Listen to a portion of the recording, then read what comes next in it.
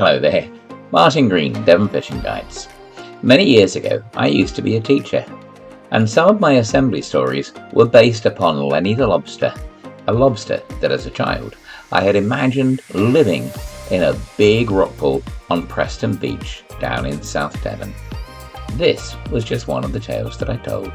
Lenny is a big old lobster who one day slipped into a big old rock pool and got trapped there by the tide. At first, he was a little bit scared, but then, slowly, he really came to love it. He found a big old crack in the big old crumbling wall that he'd fallen over. This was lovely, cool and dark, and hidden by the weeds that grew thick upon the wall. Oh, yes, he thought to himself, I wouldn't mind living here at all. There were no lobster pots.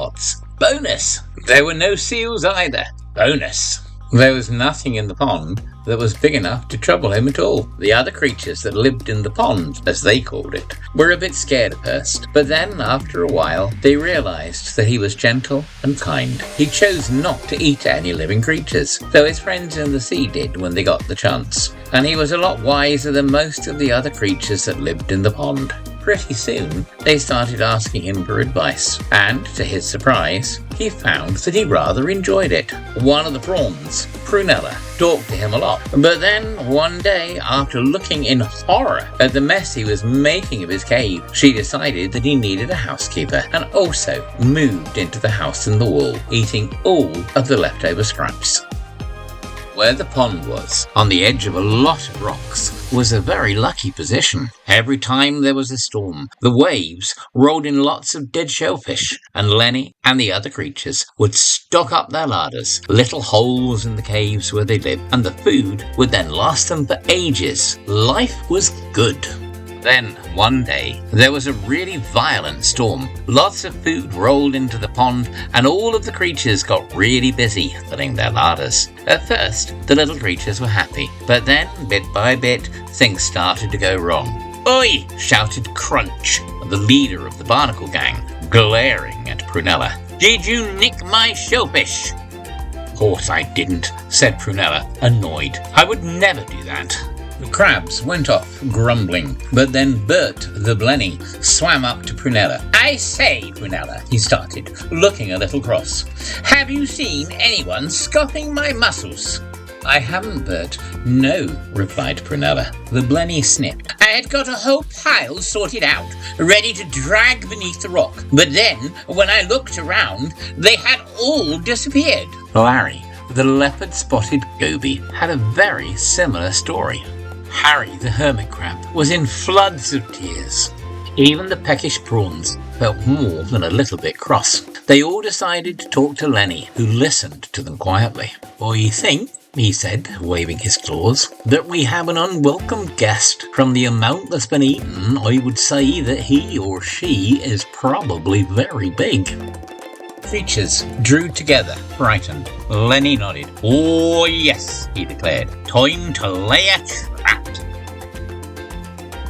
For the next hour, the little creatures swam, walked, or slithered to the ends of the pond, gathering a huge pile of shellfish. They stacked them against the wall and waited for the next step in the plan. They needed some humans, but the humans needed the tide to go down a bit. They didn't have long to wait. There was a splash from above, and a net appeared right in front of them. They quickly filled it with shellfish, and then they all hid and waited for the mystery creature to show. The creatures heard it first, its legs click-clacking on the ground, its pincers occasionally tapping on the stones. It sounded absolutely huge. They were so frightened that some of them ran or swam away as quickly as they could. It was a huge spider crab. When the spider crab saw the net, it couldn't believe its eyes. So many yummy shellfish. It stepped onto the net, and then, suddenly, the net vanished from sight. All the creatures could hear was a voice in the distance going, What's happening? Everything, what? Lenny smiled and waved his claws, dodging the shower of shellfish being thrown back in the pond. There was no sign of the spider crab, which the children kept in a bucket before returning it to the sea. They wanted to show their mummy and their daddy. All was well again. The creatures were happy and they filled their larders with the shellfish. And Lenny, yawning, went off for a nap. What a day! Thank you for watching. It's been very much appreciated. I hope that your children enjoyed it, and I will, at some point in the future, try and get some more of these stories out. At least, I will if people like them. Enjoy the rest of your day, and if you would like to subscribe to Devon Fishing Guides, please feel free to do so. Thank you for your time. Goodbye.